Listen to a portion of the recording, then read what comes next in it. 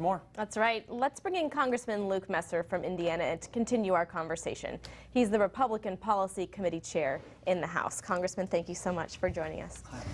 First and foremost, we heard from the President. He came out and said, and I quote, "We already have in place the most vigorous vetting process." So is this legislation that passed in the House response to that statement? Well, the problem is the President's own head of the Department of Homeland Security, the director of the FBI, have both said we don't have the appropriate intelligence to vet these people.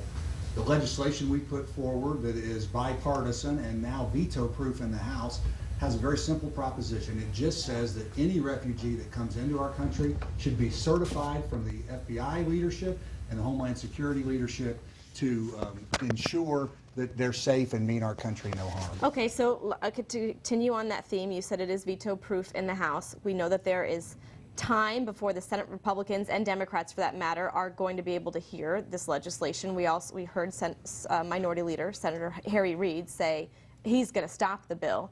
What are the chances of this bill getting through the Senate? And of course, on top of that, getting any type of veto-proof vote? Majority. I think the chances are good, and the reason I think they're good is because the American people are speaking loudly. America is among the most generous nations on the face of the earth, but we also understand we've got to look out for our national security. It's common sense that we would make sure that the people that come into our country mean us no harm, and I think the senators, as they debate this, will see that's where the American people are. I want to look more at your state of Indiana, one of the 31 states that agreed to right now stop allowing Syrian refugees into their state. Governor Mike Pence obviously spearheading that in your state. I want to get your response to that, but I also want to play devil's advocate a little bit, because there was a story out this week about a family of three, a family from Syria that had been trying to come to the United States for 4 years. So why wasn't there any leniency when it comes to families in situations like that they were in?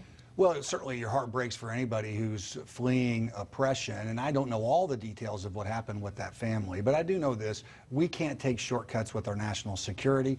31 governors across the state are saying that they want to make sure that these refugees are certified, but before they come into their state, that they're not terrorists, and I think that's certainly appropriate to ask for those kinds of guarantees and protections. So what are the American people supposed to think when they say, listen, the vetting process isn't strong enough, when you, as well as a number of governors and obviously members of the House, say we need to take a step back, but they are getting mixed messages because the White House is saying we have a vetting process in place and it is un-American?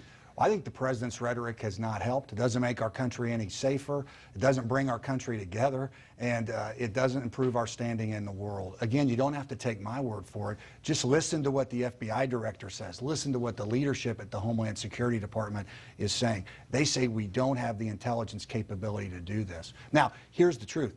America is incredibly generous nation. We have given more than any other nation in the world to this refugee crisis, $4.5 billion, and we should continue that generosity, but we also should look for America's national interest. We need to make sure that we're protecting ourselves. So your message to the constituents is not that we do not want to take refugees, it's that we need to take a step back and make the process a little bit slower. Yeah, and frankly, the president needs to get serious about developing the intelligence capability we need to vet these folks so that we can open our arms to them. In the meantime, we just need to make sure that anyone that comes into our country is someone who doesn't mean us harm. All right, well, we'll see what direction the Senate takes. Representative Messer, thank you so much for joining us. We appreciate it.